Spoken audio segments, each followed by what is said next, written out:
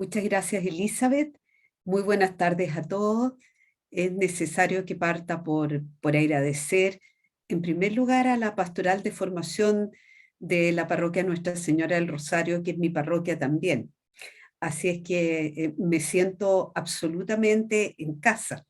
Estaba recorriendo rápidamente las caras de ustedes respecto a aquellos que tienen la cámara prendida, pensando que no hemos encontrado más de alguna vez en las misas, particularmente la misa del día domingo. Quiero también agradecer a la Academia de Líderes Católicos, que siempre me ha demostrado una confianza enorme en sus programas de formación, invitándome tanto en Chile como en el extranjero a profundizar los contenidos que tienen que ver básicamente, como lo decía don Iván Navarro, con el hecho de que los laicos llevemos una vida pública, pero conforme a los principios y valores del cristianismo, que es nuestra fe. Y por último, agradecer la posibilidad de compartir con el doctor Patricio Ventura Junca, que es un verdadero líder en materia valórica en Chile. No me pierdo sus cartas al director en el Mercurio y tantas otras intervenciones, y desde ya le pido disculpas, porque si no fuera porque tengo un compromiso académico posterior, por supuesto que me quedaría a aplaudirlo, no solo a escucharlo. Dicho eso, quisiera pedirle a Elizabeth que me permita compartir pantalla, me haga coanfitriona eh, para poder compartirles una pequeña presentación. Ahora sí, perfecto. Bueno, a mí me han pedido de parte de la Academia de Líderes Católicos que pueda conversar con ustedes sobre un tema que ya he trabajado con la Academia en forma previa, que tiene que ver con el rol de la mujer, con el rol de la mujer chilena en la vida pública, del cual evidentemente yo he sido partícipe en la medida que he integrado el Tribunal Constitucional y por 12 años, pero que hoy día también está cruzado por una ideología, como decía don Iván, ¿verdad? Que es la ideología del feminismo, que no cabe duda que va a estar presente también en la elaboración de los contenidos de fondo de la nueva Carta Fundamental. Y como aquí se ha hablado de ideología, antes siquiera de empezar a efectuar mis planteamientos, pensaba yo que tal vez convendría hacer una aclaración conceptual. ¿Qué significa hablar de ideología? ¿Qué queremos decir cuando le ponemos el calificativo de ideológico a un partido político, a una corriente de opinión o a un grupo determinado que actúa en la sociedad? La ideología conceptualmente se define como un sistema cerrado de ideas que a partir de un aspecto parcial de la realidad pretende explicarla totalmente. Las ideologías más clásicas que conoció el mundo fueron el marxismo, el nazismo y el fascismo. Y en cada una de ellas podemos efectivamente reconocer elementos parciales. En el caso del marxismo, el factor de las clases sociales; en el caso del nazismo alemán, el factor de exaltación de la raza aria; y en el caso del fascismo italiano, la exaltación del concepto de nación. Por lo tanto, toda ideología de suyo toma este aspecto parcial de la realidad y a partir de él trata de explicar la realidad social completa, naturalmente con el objetivo de provocar un cambio. Visto de esta manera, comprenderán ustedes que las ideologías, por su propia naturaleza, son contrarias a un sano juego democrático, porque como son sistemas cerrados de ideas, que además pretenden explicar toda la realidad, no admiten visiones distintas de bien común que puedan complementar esa mirada que la ideología ya se ha formado para promover una determinada forma de bien común. Bien común que es excluyente, por supuesto, de cualquier otra visión distinta que exista en la sociedad. Por lo tanto, dicho para cerrar esta pequeña introducción conceptual, dicho en términos democráticos, la actuación de las ideologías en nuestros sistemas políticos es contraria al pluralismo, que es uno de los valores consustanciales de la democracia y que supone con tolerancia, con capacidad y apertura para lograr acuerdos, partir de la base de que hay distintas miradas que pueden complementarse en la construcción de un camino de bien común que nos represente a todos. Bueno, dicho esto, entonces voy a empezar mi presentación y voy a poner aquí el telón completo para que se vea bien. ¿Qué mejor que empezar con algunas reflexiones del Papa Francisco sobre el rol de la mujer en la sociedad? Primero tomé un discurso del Santo Padre a los participantes en el Congreso Nacional del Centro Italiano Femenino en el año 2014, donde nos señala que en el curso de estos últimos decenios, junto a otras transformaciones culturales y sociales, también la identidad y el papel de la mujer en la familia, en la sociedad y en la iglesia ha conocido notables cambios. Naturalmente, no estamos en la mente del Papa, pero uno podría pensar que él tenía presente en ese momento al referirse a notables cambios a la incorporación creciente de la mujer al mundo del trabajo, por ejemplo. Y agrega que en general también ha cambiado la participación y la responsabilidad de las mujeres ha ido creciendo. Estadísticamente, en todos nuestros países, por ejemplo en América Latina, el número de mujeres jefas de hogar, ya sea porque han sido abandonadas por sus parejas o bien por las circunstancias de la vida, son madres solteras, que están sacando adelante a sus hijos, también se ha incrementado como realidad de la sociedad en la cual estamos participando y viviendo. En Evangelii Gaudium, el Papa Francisco había dicho también que el género femenino es necesario en todas las expresiones de la vida social. Por ello, se ha de garantizar la presencia de las mujeres también en el ámbito laboral y en los diversos lugares donde se toman las decisiones importantes, tanto en la iglesia como en las estructuras sociales. Y recordarán ustedes que el Santo Padre hace muy poco tiempo anunció nuevas formas de incorporación de la mujer a las actividades de nuestra iglesia, ya no solamente como lectoras, como personas que entregan la comunión, ¿verdad? Abriendo precisamente el camino a una participación que hasta ese momento, efectivamente, desde el punto de vista oficial de la Iglesia, estaba, si no vedada, al menos no suficientemente clara. Recordado eso, me gustaría plantearles algunos temas que tienen que ver con la realidad de la mujer en Chile, que pareciera que van a estar muy presentes en el desarrollo del proceso constituyente, porque este proceso que se está llevando a cabo en nuestro país no es un proceso que se está haciendo, digámoslo así, en una probeta, en un laboratorio aislado. Es un proceso que está profundamente conectado con la sociedad y aún más en el discurso de varios convencionales constituyentes vemos que frecuentemente hay una apelación a los colectivos, a los pueblos que ellos dicen representar y cuya realidad pretenden llevar, manifestar, visibilizar dentro de la discusión propia de la elaboración de una propuesta de nueva Carta Fundamental para Chile. Y en ese sentido, primero un dato estadístico. A junio del presente año se estimaba que la población total de Chile alcanzaba poco más de 19.600.000 personas. Ya había crecido la población en relación con el último censo, población y vivienda del año 2007, prácticamente 2 millones de personas, porque en el último censo la cantidad era 17 millones y un poco más, y ahora ya ven ustedes que estamos superando la barrera de las 19 o de los 19 millones y medio de personas que conviven en nuestro territorio.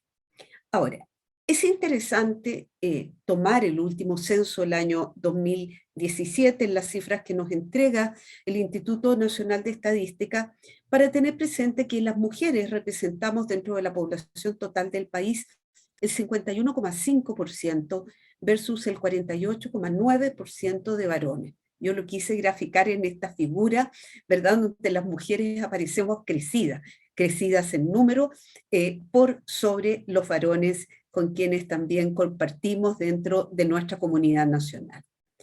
Ahora, otras estadísticas que el INE llama, el Instituto Nacional de Estadística, estadísticas de género. Fíjense ustedes, por ejemplo, que los femicidios, la muerte de mujeres producto de situaciones de violencia que se encontraban consumados, y cuando decimos consumados significa que habían devenido en la muerte de esas mujeres al 14 de octubre del 2021, considerando solo una estadística anual de un año que está en pleno curso, 28 femicidios llevamos hasta el 14 de octubre, hasta hoy día, consumados lamentablemente en lo que va corrido del año, y 125 femicidios frustrados, que si bien no llegaron a la muerte de esas mujeres, las dejaron con lesiones y con traumas no solamente físicos, sino que psicológicos, muchas veces de por vida. Otro dato interesante respecto a la realidad que tenemos en Chile hoy es que la tasa de ocupación femenina a octubre del presente año se eleva al 43,9%. No está lejos el momento, entonces, en que podamos decir que la mitad de la población nacional que conforma la población laboral de nuestro país alcanza la mitad, ¿verdad? Esto es el 50%. Si tomamos ahora otra estadística interesante, que son las horas dedicadas al trabajo no remunerado en un día tipo, un día que podría ser hoy mismo. Los hombres dedican un 2,74 de horas diarias a trabajo no remunerado, como podría ser ir a dejar los hijos al colegio, ayudarlo con las tareas, ayudar a levantar la mesa y lavar los platos.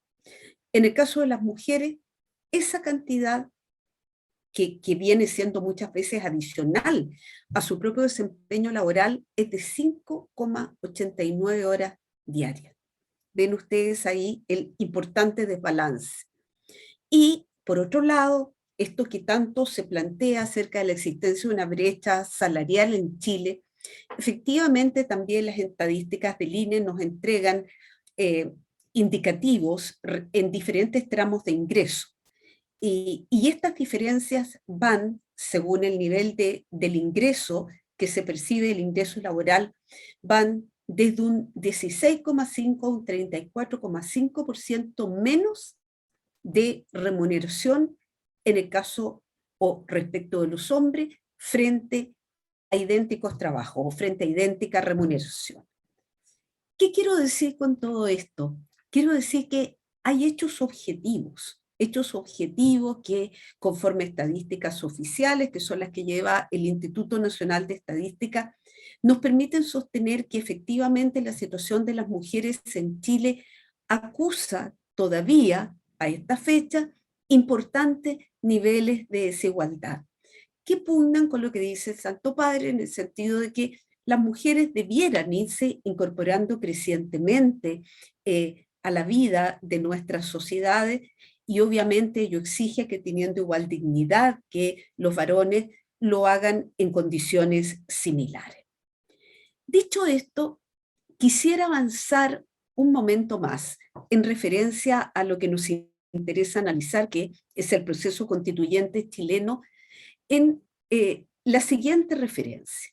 Cuando uno examina la literatura referida a los procesos constituyentes de América Latina, particularmente aquellos que se han desarrollado a partir del año 1990 y que han tenido origen en movimientos populares, como ocurrió aquí con el estallido social de octubre del año 2019, como digo, movimientos populares que han devenido o han decantado en procesos constituyentes, y aquí estoy pensando en países como Colombia, Ecuador, Bolivia, podemos encontrar que la literatura especializada ha identificado ya a esta altura dos causas gatillantes de esos procesos constituyentes que suelen estar muy presentes y acompañar el proceso de elaboración de las nuevas cartas fundamentales. Aquí voy a citar a un autor italiano que ha estudiado mucho este tema en América Latina, que es Gerardo Pizzarello.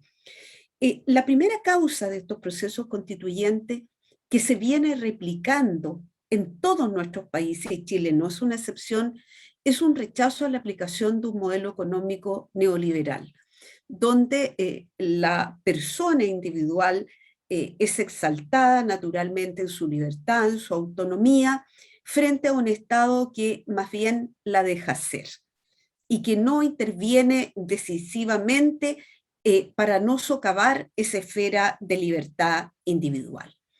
El problema que históricamente ha tenido el liberalismo ha sido de que efectivamente es muy importante que se respete el libre despliegue de la iniciativa individual de las personas.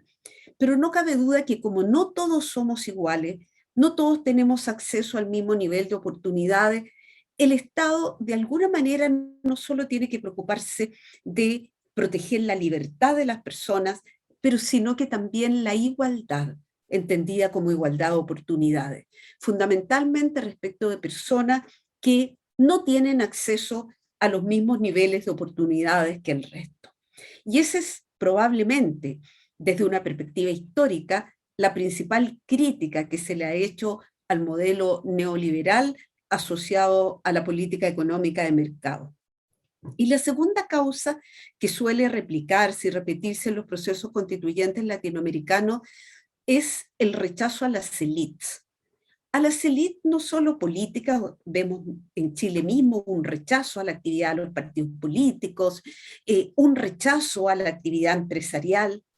¿Por qué? Porque ellas representan parte de lo que se estima una élite dominante, que son las responsables de haber aplicado este modelo neoliberal. Ahora, el problema es que al haber impulsado la aplicación del modelo neoliberal, el efecto que ello ha causado y lo que indica la flecha que está en este cuadro, arroja como resultado situaciones evidentes de desigualdad, de exclusión, de afectación de grupos vulnerables que además normalmente suelen estar invisibilizados, que no tienen acceso a los medios de comunicación, que no pueden plantear en una forma más o menos visible ante el resto de la ciudadanía sus demandas. Y pongo ahí mujeres entre signos de interrogación porque efectivamente a estas alturas uno podría considerar que en general en nuestros países de América Latina las mujeres están dentro de estos grupos particularmente vulnerables, donde su propia situación personal y como grupo denota que ellas no han tenido el mismo acceso a la igualdad de oportunidades que los varones, lo cual aparece confirmado de alguna manera por las estadísticas que les he mostrado. Avanzo un poco más ahora para referirme al proceso constituyente chileno en este marco que estoy presentando. Y entonces, ¿cuáles podrían ser los logros que las mujeres ya hemos obtenido en el actual estadio del proceso constituyente? Sabemos que la reforma constitucional que modificó el capítulo 15 de la Constitución es de diciembre de 2019. Conforme a ese capítulo es que hoy día está funcionando ya hace 3 meses una convención constitucional compuesta por 155 miembros íntegramente elegidos por la ciudadanía, cuya única misión, esto es importante subrayarlo, es redactar la propuesta de una nueva Carta Fundamental para Chile. Por lo tanto, si vemos a esta altura el proceso, es evidente que un logro que hemos obtenido las mujeres en este proceso constituyente es la propia elección de convencionales constituyentes en base a este criterio que se ha denominado paridad de género. Y como, según lo estableció por lo demás la ley 21.216 de marzo del año 2020. Y que significó que cuando el 15 y 16 de mayo del presente año se verificaron las elecciones de convencionales constituyentes, se introdujo un mecanismo de corrección, de forma tal que en aquellos distritos en que pudieran haberse producido situaciones de desbalance respecto de las mujeres, se podía corregir el resultado, lo cual Después nos podríamos referir a eso en la etapa de las preguntas, lo cual tiene una objeción democrática, a mi juicio, bien importante, pero así fue, se podían corregir los resultados y paradójicamente obtuvimos una conformación de la Convención Constitucional actual de 77 mujeres y 78 hombres. Pero, como ustedes habrán leído en los medios de comunicación, la aplicación del criterio de paridad de género, curiosamente, en este caso de la elección de los convencionales constituyentes, terminó beneficiando más a los hombres que a las mujeres. Paradoja, pese a que el instrumento estaba destinado a beneficiar a las mujeres. Otro logro que podría mostrarse respecto al proceso constituyente que estamos viviendo es la elección por los propios miembros de la Convención Constitucional de una mujer como su presidenta, y una mujer entonces que tiene además un segundo criterio o factor que la colocaría dentro de grupos vulnerables, ya no solamente el hecho de ser mujer, sino que además su pertenencia al pueblo mapuche, a uno de los pueblos originarios que existen en nuestro país. Por lo tanto, Elisa Loncón hoy día representa simbólicamente dos factores de desigualdad que se han estimado que están muy presentes en nuestra sociedad. En el caso de las vicepresidencias adjuntas, que actualmente son 6, desde que Rodrigo Rojas Vade, por las circunstancias conocidas de todos nosotros, renunciara a su calidad de vicepresidente de la Convención Constitucional, tenemos actualmente 4 mujeres y 2 hombres en las vicepresidencias adjuntas. O sea, las mujeres estamos claramente favorecidas en estos roles de conformación de la mesa de la Convención Constitucional. Y, por su parte, también ha sido un hecho muy significativo que cuando se eligió a los coordinadores de las comisiones que debieron preparar los reglamentos general de la convención, reglamento de ética, reglamento de participación, reglamento de consulta indígena, todos estos coordinadores se eligieron en parejas, de tal manera que siempre existió en cada una de estas comisiones preparatorias del trabajo de la convención una mujer, lo cual también podríamos estimar que es un logro objetivo. Ahora, uno puede preguntarse cómo puede incidir la integración paritaria de la Convención Constitucional en la determinación de las futuras reglas constitucionales.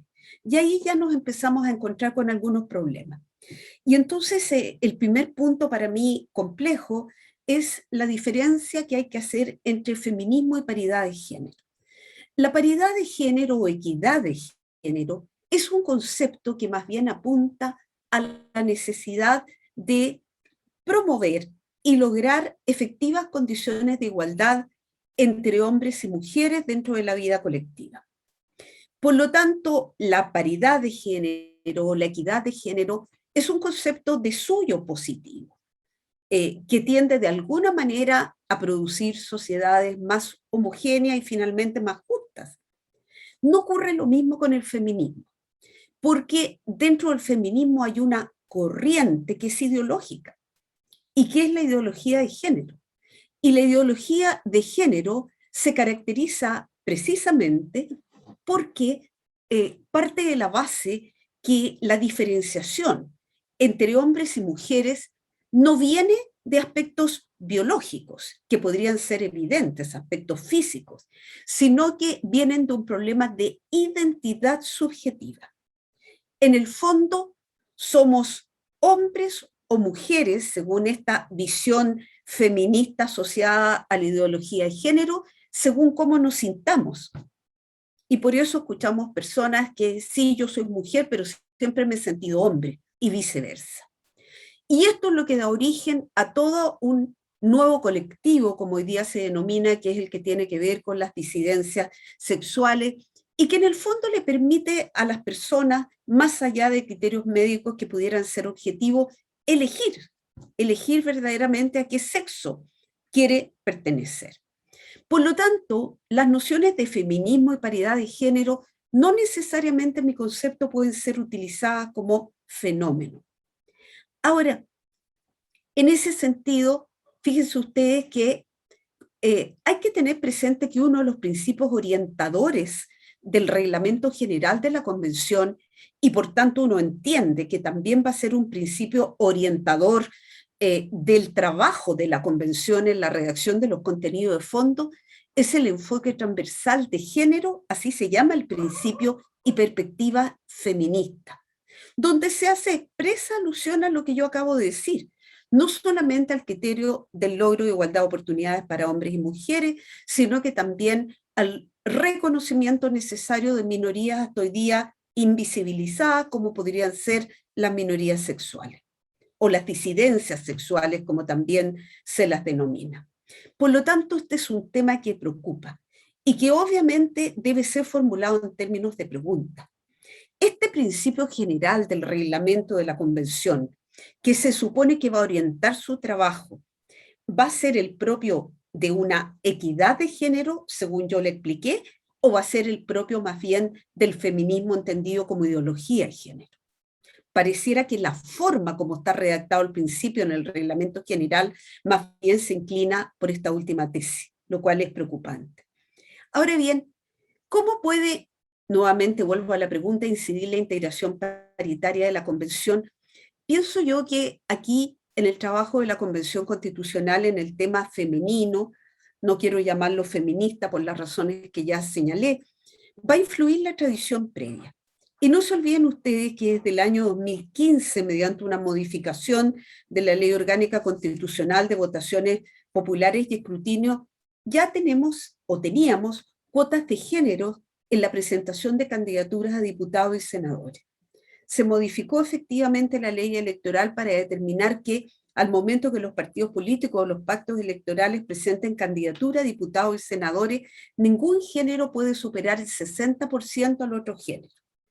Vale decir, no puede haber más del 60% mujeres, pero tampoco puede haber más del 60% de hombres. Y esto en lo personal me parece un criterio que iguala oportunidades en forma más democrática, porque siguiendo la advertencia que había hecho antes sobre la paridad de género en la Convención Constitucional, personalmente lo que me parece delicado es que cuando el Estado mete mano en la urna, como normalmente se denomina, para corregir los resultados una vez que el elector, cada uno de nosotros, ya ha expresado su opinión. Pero yo creo que la situación de las cuotas de género obviamente va a tender a mantenerse, a consolidarse en la Constitución y probablemente a proyectarse a la integración de los principales órganos del Estado distinto al Congreso Nacional, como podría ser el Poder Judicial, el Tribunal Constitucional, donde estas cuotas de género tengan efectivamente un asidero constitucional. Y también me parece que va a incidir en la integración paritaria de la Convención Constitucional el derecho constitucional comparado. Piensen ustedes que vivimos en un barrio, llamémoslo así, que es el barrio latinoamericano, que ya ha pasado por este tipo de procesos antes que nosotros y por causas que, como expresé, son muy parecidas. Por lo tanto, lo que podemos observar aquí, que en las constituciones que han sido el fruto o el producto de esos procesos constituyentes en Colombia, en Ecuador, en Bolivia, lo primero que encontramos es el denominado lenguaje inclusivo, que se traslada a la Constitución. ¿Se han fijado que hoy día está de moda saludar cómo están todos y todas? Ya el concepto cómo están ustedes o simplemente buenas noches no se utiliza. O sea, como que la persona tiene que necesariamente descomponerse forzosamente en ellas y ellos. Bueno, y sucede que, por ejemplo, si uno mira la Constitución del Ecuador del año 1978, nosotros vamos a encontrar varios capítulos que reflejan este cambio de lenguaje. Entonces está el capítulo que se denomina Ciudadanos y Ciudadanas. Otro capítulo se denomina Adultas y Adultos Mayores. Y yo creo que esto del lenguaje inclusivo, con todos los bemoles que podamos encontrarle desde el punto de vista lingüístico, va a ser algo que va a estar muy presente en la redacción de la Carta Fundamental según los antecedentes que hasta ahora hemos tenido a la vista. Por otro lado, también desde el derecho constitucional comparado fuera del lenguaje de la Constitución, que ahí lo repetí, vamos a ver también una especificidad del derecho a la igualdad ante la ley entre hombres y mujeres. Hoy día, el artículo 19, número 2 de la Constitución señala hombres y mujeres son iguales ante la ley. La Constitución colombiana, por ejemplo, del año 1991 tiende a ampliar este concepto. Y cuando se refiere a la igualdad entre el hombre y la mujer, alude derechamente a la igualdad de oportunidades entre hombres y mujeres en los diversos campos de la vida social. Por lo tanto, pasa a ser un derecho fundamental ampliado, específico, distinto de la igualdad ante la ley en general. Otro aspecto que podemos derivar del derecho comparado y que probablemente va a tener influencia en este enfoque feminista o de equidad de género es la consagración de la norma que la encontramos, por ejemplo, en la Constitución de República Dominicana del 2010, que alude a la garantía de pago de igual salario por trabajo de igual valor y agrega sin discriminación de género o de otra índole y en idénticas condiciones de capacidad, eficiencia y antigüedad. Probablemente este problema de la brecha salarial que se deriva o se muestra en las estadísticas del INE va a significar una regla constitucional específica en la nueva constitución. Y lo mismo podemos decir con la garantía de la seguridad social para quienes desempeñen trabajos no remunerados en los hogares, como lo recoge el artículo 34 de la Constitución ecuatoriana. Por lo tanto, ustedes pueden ver que es evidente que desde el punto de vista de la situación de las mujeres, hay ya una declaración de principios de la Convención Constitucional en el sentido que esta constitución, por llamarlo de alguna manera, tenga una perspectiva feminista. Y esa perspectiva feminista, en mi concepto, hoy día se asimila más a la ideología de género que a una equidad de género.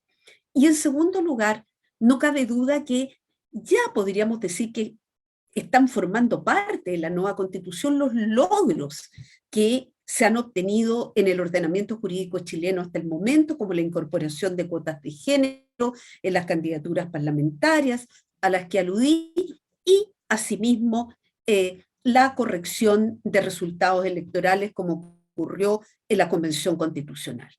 Pero es mi convicción, como lo he tratado de mostrar aquí, que varios otros aspectos derivados del derecho comparado van a significar intervenir derechos fundamentales clásicos como la libertad de trabajo, la igualdad ante la ley, para obtener especificaciones constitucionales que de alguna manera sean orientaciones para el Estado precisas, específicas y más perentorias para la eliminación de la igualdad, la desigualdad, perdón, entre hombres y mujeres. Y yo puse aquí una gráfica a modo de conclusión.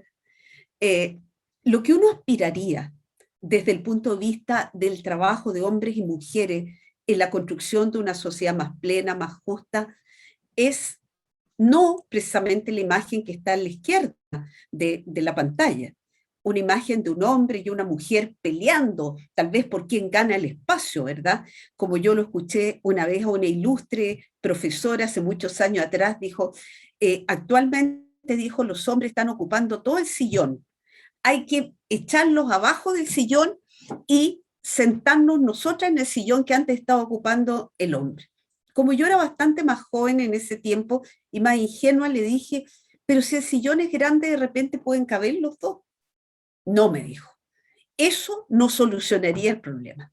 Y entonces la propuesta es el cuadro que está a la derecha, ¿verdad? En la pantalla tenemos un hombre y una mujer trabajando con papeles a la vista, partiendo de la base que tienen las mismas capacidades, la misma idoneidad y en condiciones de igualdad, pero respetando la especificidad de lo que propiamente significa ser hombre y ser mujer en cada una de nuestras sociedades.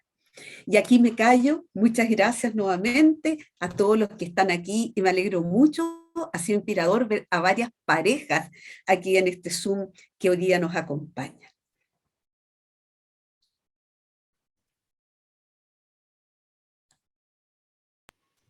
Muchísimas gracias, Marisol. Ha sido muy iluminador el aporte. Damos gracias también por el testimonio de mujer en la vida pública, hablando sobre el rol de la mujer. Vamos a pasar ahora un breve momento de preguntas, si tenemos unos 5 minutitos para ello. Seguro. A ver si hay alguna pregunta que llegó a buzón de preguntas o si quisieran levantar la mano en reacciones. También Sí, se porque puede. yo no veo nada en el chat por ahora. o si quieren hacer un comentario. Hay dos posibilidades, o que los dejé pensando o que no están en absoluto de acuerdo con lo que dije. A ver, vamos a ver si me ha llegado una pregunta por Yo otro. tengo una pregunta, Elizabeth. Catalina Diván. Adelante. Marisol, yo quisiera saber si es que va a haber alguna instancia para que nosotros como ciudadanos pudiéramos hacer llegar a la asamblea nuestras propuestas. ¿Cómo va a ser eso en concreto? Sí, mira, Catalina, lo que está aprobado en el reglamento de participación de la Convención Constitucional es que va a haber la posibilidad de plantear iniciativas constituyentes, así las han llamado, y de forma tal que un grupo de ciudadanos, por supuesto que sea suficientemente representativo de un sector de la población, pueda presentar un tema sobre el cual la Convención Constitucional deba adelantar una regulación. Y esa es una forma, ese es un canal a través de iniciativas constituyentes que nada exige que tengan que ser articuladas, porque no podemos pensar que todas las personas en una sociedad son abogados. Simplemente se trata de llegar con un planteamiento determinado. A lo mejor nosotros estamos de acuerdo que un principio fundamental que debiera ser recogido por la nueva Carta es que a igualdad de función entre hombres y mujeres debe corresponder igual salario. Y eso podríamos, a lo mejor como comunidad parroquial, ¿verdad?, hacerlo llegar a la Convención Constitucional para que se considere dentro de la garantía del derecho al trabajo. Y la otra posibilidad es la posibilidad de participar en el trabajo de las comisiones. Actualmente se han aprobado 7 comisiones temáticas dentro de la Convención Constitucional sobre los distintos temas, y para estos efectos creo que la que más nos llega en relación con el tema que estamos conversando es la Comisión de Derechos Fundamentales, aunque también nos podría interesar mucho aportar en la comisión que va a definir los principios, porque obviamente a nosotros, creo que a todos los que estamos aquí presentes, nos interesa que quede la norma, o al menos una similar, acerca de la familia es el núcleo fundamental de la sociedad, de la cual, como decía Iván, arranca de alguna manera el tema de la vinculación entre el derecho a la educación y la responsabilidad de los padres. Entonces, también tenemos esa posibilidad de llegar y solicitar audiencia en las comisiones temáticas, las cuales van a ser procesadas, aún no se sabe cómo, porque están definiendo la mecánica, pero vamos a tener esas dos posibilidades, Catalina, para poder influir como ciudadanos. ¿Te Muchas gracias. fijaste que no dije como ciudadano y ciudadana? Porque trato de ser consecuente con lo que había planteado. Muchas gracias, Marisol. Muchas gracias. Aquí me ha llegado una pregunta por interno de parte de Verónica Lazo, que pidió aclarar por qué dijo que la paridad de género en la elección de los constituyentes había favorecido a los hombres. Bueno, no tengo aquí exactamente en mi poder la estadística, pero yo los invito, por último, por simple curiosidad, a ingresar a la tercera. Si ustedes buscan paridad de género, incluso en el buscador de Google, les va a aparecer que en algunos distritos, cuando se tuvo que hacer la corrección, porque la paridad de género en principio se hizo para favorecer a las mujeres, pero debía traducirse en que si un distrito elegía 8 convencionales constituyentes, como es el caso de Santiago, que es un distrito grande, debían ser 4 hombres y 4 mujeres, ¿correcto? Y lo que ocurrió en algunos distritos es que había más mujeres que hombres. Entonces se dice que el criterio de la paridad de género terminó en algunos distritos, no fueron más de 6 o 7 a lo largo de todo el territorio nacional, terminó favoreciendo a los hombres porque hubo que bajar a alguna mujer para los efectos de que la integración de convencionales constituyentes por parte de ese distrito fuera más equitativa. Como les digo, ustedes pueden encontrar los ejemplos, los distritos, en latercera.com. No le estoy haciendo propaganda al diario, pero lo he visto ahí y naturalmente tiene una información muy detallada para quien le interese seguirla con más precisión. Muchas gracias. Ha llegado otra pregunta por interno que dice, entendí, se consolidarán las premisas feministas en la redacción de la constituyente, de la nueva constitución. ¿Es así? ¿Y en qué cosas específicas? Yo creo que esto es una interpretación que yo estoy haciendo, quiero hacerme responsable de aquello, pero yo me baso en el capítulo primero del Reglamento General de la Convención, que incluye un subtítulo que se llama Principios Generales. Y se trata de los principios generales que van a orientar al reglamento general de funcionamiento de la convención, pero son tan amplios, son tan sustantivos, que me parece que inevitablemente van a permear el trabajo de toda la convención constitucional. Y como decía, en ese enfoque, la forma como la perspectiva feminista y de equidad de género debiera influir en el trabajo de la convención es una forma que no solamente tiene que ver con la diferenciación entre hombres y mujeres desde un punto de vista biológico, sino que tiene que ver también con todo el tema de las disidencias sexuales y abre el camino, no digo que necesariamente, pero uno lo puede plantear como hipótesis, puede abrir el camino para justamente una concepción propia de la ideología de género conforme a la cual en definitiva, la identidad femenina o la identidad masculina termina siendo lo que la persona percibe, independientemente de su propio condicionamiento biológico.